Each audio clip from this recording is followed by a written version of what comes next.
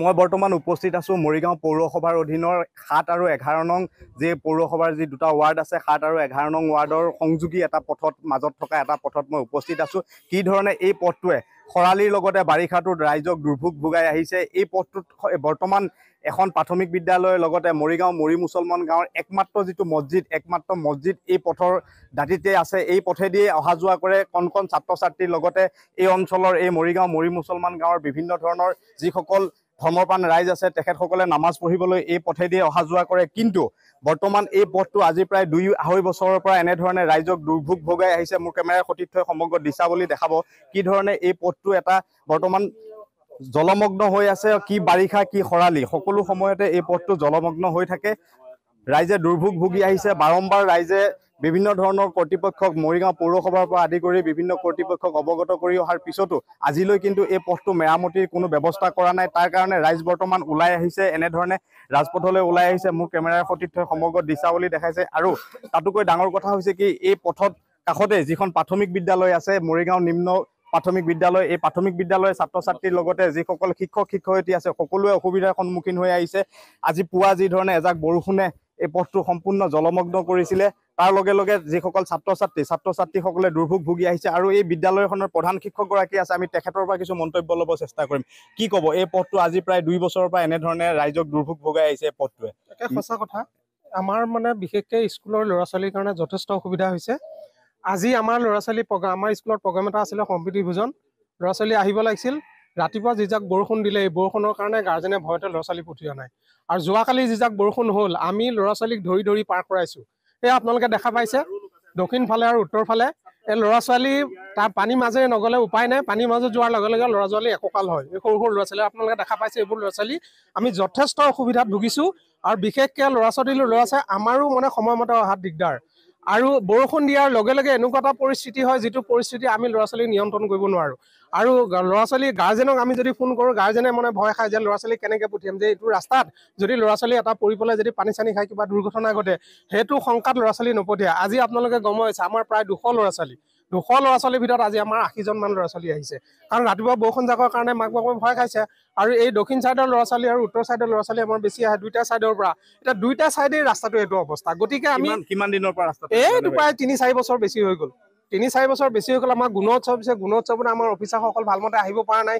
এয়া বোকা পানী তাৰ ভিতৰতো তেনেকৈ তেওঁলোকে ডিউটি কৰি গৈছে। কিন্তু তাৰ পিছৰ পৰা সেই যোৱা আজি কেইবামানৰ আগতে এনেকৈ আপোনালোকৰ সাংবাদিক আহিছিলে, ময়ো তেনেকৈ ষ্টেটমেণ্ট দিছোঁ। তাৰপিছত কি হৈছে এতিয়ালৈ গম পোৱা নাই। আপোনালোক আজি আহিছে, গতিকে আপোনালোকৰ জৰিয়তে আমাৰ বিশেষ জিলাৰ আয়ুক্তক মই এটা বিশেষভাৱে অনুৰোধ জনাম, তেখেতে যাতে আমাৰ মৰিগাঁও নিম্ন প্ৰাথমিক বিদ্যালয়ৰ এই সৰু সৰু ল'ৰা ছোৱালীৰ মুখলৈ চাই যাতে ৰাস্তাটোৰ কিবা এটা ব্যৱস্থা কৰি দিয়ে। এনে ক্ষেত্ৰত আমাৰ শৈক্ষিক দিশটো একেবাৰে বহুত অনিষ্ট হৈছে, বহুত ক্ষতিসাধন হৈ গৈছে। আমিও অস্বস্তি বোধ কৰি আছোঁ।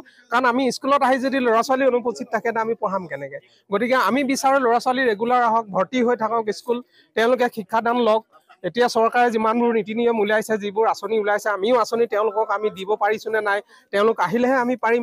গতিকে আমি ৰৈ আছোঁ। কিন্তু বৰষুণৰ প্ৰকৃতিৰ এই লীলাৰ কাৰণে ল'ৰা ছোৱালী আহিব পৰা নাই, আমিও এনেকৈ পাঠদান দিব পৰা নাই। আপোনাৰ বিশেষকৈ প্ৰকৃতিৰ লগতে যিটো ৰাস্তাটো যি মানে কৰ্তৃপক্ষৰ হেমাহি, এই হেমাহিৰ কাৰণে ৰাস্তাটো হোৱা নাই বা এনেধৰণৰ তাৰ কাৰণে আমি এইবুলিয়ে ভাবিছোঁ। আৰু নিশ্চয় এইবুলিয়ে ভাবিছোঁ। শুনিছিলোঁ মাজতে ৰাস্তাটো হ'ব, ভাল লাগিছিল।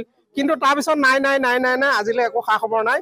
আৰু এটা ডাঙৰ কথা, আমি স্কুলৰ ফালৰ পৰা এই মৰি মুছলমান গাঁৱৰ সমাজৰ ফালৰ পৰা আমি দুইটা পাৰ্টি লগ লাগি এখন দৰখাস্ত দিছিলোঁ। সেই দৰখাস্ত দিয়াৰ পিছতো আমাৰ তাৰ কোনো একো এই ব্যৱস্থা নহ'ল।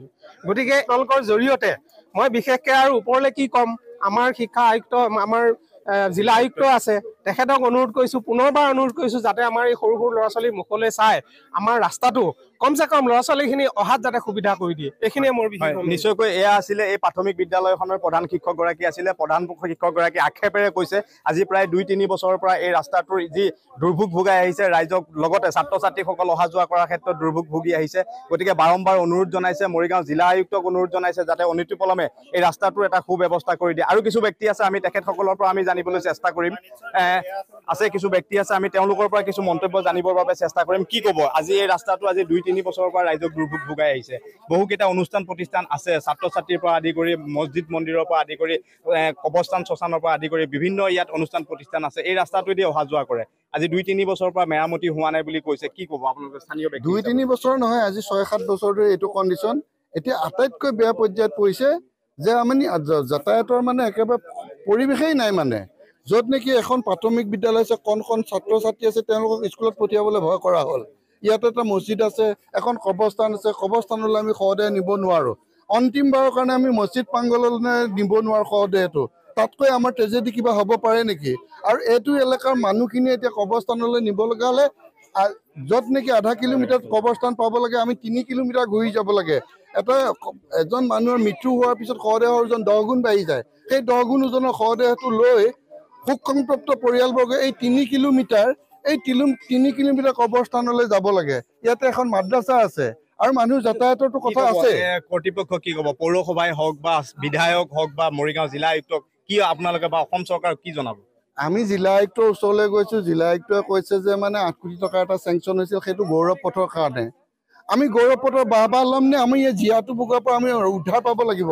এই কণ ল'ৰা ছোৱালীখিনিয়ে যদি বুনিয়াদী সুবিধাখিনি নাপায়, পাব্লিকে যদি কৰকাটল পৌৰসভাক দি পেলাই বুনিয়াদী সুবিধা প্ৰাথমিক সুবিধাখিনি নাপায়, ইয়াতকৈ আৰু ধিক্কাৰজনীয় গৰিহণাযোগ্য আৰু কিবা হোৱা নাই বুলি ভাবে আপোনালোকে যে এই 2টা ৱাৰ্ড মৰিগাঁও পৌৰসভাৰ কংগ্ৰেছৰ অধীনত থকাৰ কাৰণে নে অন্য কিবা কাৰণত আপোনালোকে কিয় হোৱা নাই বুলি ভাবে? নাই, এইটো বিষয়ক লৈ আমি উপায়ুক্ত মহোদয়ৰ লগতো কথা পাতিছোঁ, পৌৰসভাৰ লগতো কথা পাতিছোঁ। তেওঁলোকে কৈছে যে বস্তুটো অলৰেডি আমি যেতিয়া গৌৰৱ পথক লৈ পেলাই তেওঁলোকে সেইটো কৈছিল, আমি নহ'ব, আমি এটা গৌৰৱ পথক লৈ কৰিলে নহ'ব, কিন্তু আমি গোটেইখিনি সামগ্ৰিক আমাৰ পৌৰ এলেকাৰ ৰাস্তা ঘাটৰ উন্নয়নৰ কথাটো চিন্তা কৰিব লাগিব। তেওঁলোকে কৈছিল তেতিয়া এইটো ভাৰত চৰকাৰৰ হুকুম, অসম চৰকাৰৰ হুকুম, গম পাইছে নাই? তাৰপিছত তেওঁলোকে আমাৰ প্ৰতিবাদৰ ওচৰত সেৱা মানি লৈ পেলাই পৌৰ এলেকাৰ ৰাস্তা ঘাটৰ নিৰ্মাণলৈকে এনিভাৰত 24ৰ প্ৰথম প্ৰয়াস জুবিন গাৰ্গৰ গীতৰ প্ৰতিযোগিতা। জুবিনৰ গানে কি আনে?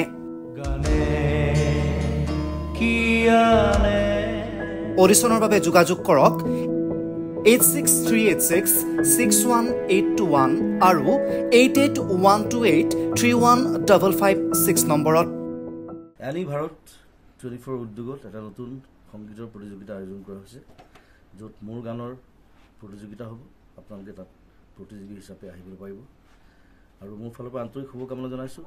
আৰু অনুষ্ঠানটোৰ নাম হৈছে গানে কি আনে। সকলোকে মৰম জনাইছোঁ, সকলোৱে আহক, ইয়াত অংশগ্ৰহণ কৰক। Thank you very much. Love U.